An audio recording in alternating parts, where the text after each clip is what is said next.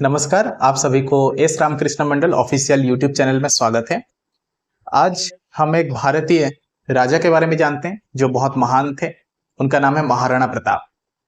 तो हम देखते हैं कि मुगल हिस्ट्री देखते हैं तो अकबर जो थे वो बहुत ही पावरफुल रूलर थे, बहुत सारे टेरिटरी को ऑक्युपाई करते हैं। उसके बाद आता है एक टेरिटरी जो कि बहुत ही स्ट्रेटेजिकल लोकेशन था, मेवाड़। उस जगह का नाम था मेवाड़, जो आज के टाइम में राजस्थान में है। तो मेवाड़ जो है वो ईस्टर्न वेस्टर्न कोस्ट से जो भी सामान आ रहे हैं, जो भी गुड्स आ रहे हैं, वो सारे जो सेंट्रल इंडिया में लाने के लिए वो मेवाड़ जो है एक बहुत ज्यादा स्ट्रेटेजिकल पोजीशन था। तो मेवाड़ को ऑक्युपाई करना बहुत जरूरी था अकबर के लिए। तो वहां पे एक राजा होते हैं जिनका नाम है महाराणा प्रताप। तो उनका कहानी हम छोटे टाइम में बहुत सारे अच्छे अच्छे पोएम सुने हैं, उनके बारे में सुने हैं, हमको पता है। लेकिन उनके बारे में थोड़ा और जानते हैं, महाराणा प्रताप के बारे में। तो महाराणा प्रताप 9 मई 1540 को उनका जन्म होता है कुंभलगढ़ में, जो आज के टाइम में राजस्थान में है।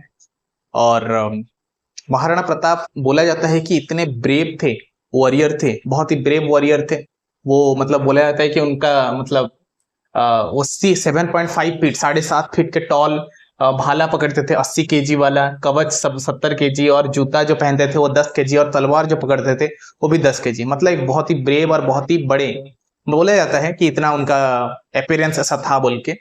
और राणा प्रताप जो थे, महाराणा प्रताप जो थे, राणा तो बहुत सारे थे लेकिन महाराणा जो है महाराणा प्रताप जी को ही बोला जाता है। जब बैटल ऑफ हल्दी घाटी होता है 1576 को, जब बैटल ऑफ हल्दी घाटी होता है, उस टाइम में हम देखते हैं कि जो महाराणा प्रताप होते हैं उनके पास सिर्फ 15 से 20 हजार सोल्जर होते हैं। लेकिन अकबर के पास बहुत बड़ा सा 80,000 सोल्जर्स होते हैं। फिर भी उस चीज को ना घबरा के, एक राजा का जो धर्म होता है कि हम लड़ेंगे बोल के, ठीक है, तो उस रूल को, उस चीज को वो फॉलो करते हैं और लड़ते हैं बहुत ही वीरता के साथ। वो उसके लिए बहुत मतलब उनको सराहा जाता है। उसके बाद मतलब बहुत बार बहुत सारे अकबर जो है बहुत सारे लोगों को भेजे थे उनको मनाने के लिए।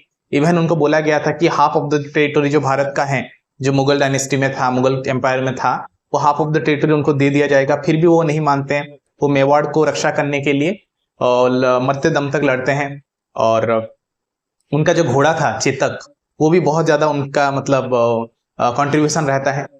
तो चेतक, वो हम कहानी बहुत सुने हैं कि मतलब चेतक लड़ाई, मतलब जब वॉर चल रहा है उस टाइम में मतलब महाराणा प्रताप चेतक, उनका जो घोड़ा था, उनके ऊपर बैठे थे और लड़ रहे थे। एक टाइम आता है चेतक घायल हो जाता है, और घायल होने के बाद भी वो महाराणा प्रताप को हेल्प करते हैं। वो एक सेफ प्लेस में पहुंचा देते हैं। कुछ 15-20 फीट का एक पूरा एकदम बहुत बड़ा सा खाई था, उसको जंप करके महाराणा प्रताप को सेफ जगह पे पहुंचाते हैं। उसके बाद अपना दम तोड़ देते हैं। ठीक है, चेतक जो था वो मतलब एक घोड़ा था, लेकिन उनको भी पता था, उस घोड़े को भी पता था कि क्या इमोशन होते हैं और देश के लिए लड़ना क्या होता है, उस तरीके का। हम चेतक के बारे में सुने हैं, उनका घोड़ा था, लेकिन उनका एक हाथी भी था जिनका नाम था राम प्रसाद। तो वो हाथी का नाम था। एक टाइम आता है राम प्रसाद जो है वो बहुत ही ज्यादा मतलब वॉर में बहुत स्ट्रेटेजिकल हाथी था वो। लेकिन एक टाइम में अकबर उसको, जो हाथी को मतलब ऑक्युपाई कर लेते हैं, ठीक है, अपने ये में ले आते हैं। और उसके बाद उस हाथी को एक पिंजरे में रखा जाता है, जो चाहे उसको खाने के लिए दिया जाता है, सब कुछ पूरा बहुत अच्छे से केयर करा जाता है ताकि ये हाथी जो है वो हमारे फेवर में काम करे। फिर भी वो मतलब बिल्कुल खाना पीना छोड़ देता है वो राम प्रसाद जो हाथी है, और अपने मालिक के लिए, महाराणा प्रताप के लिए, अपने जो मेवाड़ धरती के लिए वो अपना जान भी दे देता है। लेकिन अकबर का गुलाम नहीं बनता राम प्रसाद। मतलब इतना, मतलब एक हाथी, एक घोड़े, मतलब महाराणा प्रताप खुद, इतना सब सीखने को मिलता है इन सब से। तो हमको ये सब चीज जानना चाहिए, सीखना चाहिए। और छोटे टाइम में हम बहुत ही अच्छे से सुने हैं वो पोएम, एक जो है महाराणा प्रताप के ऊपर की, रण भी चौकड़ी भर भर कर चेतक बन गया निराला था, राणा प्रताप के घोड़े से पड़ गया हवा का पाला था। हम छोटे से थे तब से हम महाराणा प्रताप जी के बारे में सुनते हैं, उनका जो ब्रेवरी का कहानी सुनते हैं, और जानना चाहिए महाराणा प्रताप के बारे में। और हमको खुद के लाइफ में भी अप्लाई करना चाहिए। जो भारत का इतिहास है वो कितना रिच है, तो भारतीय राजाओं के बारे में जानना जरूरी है।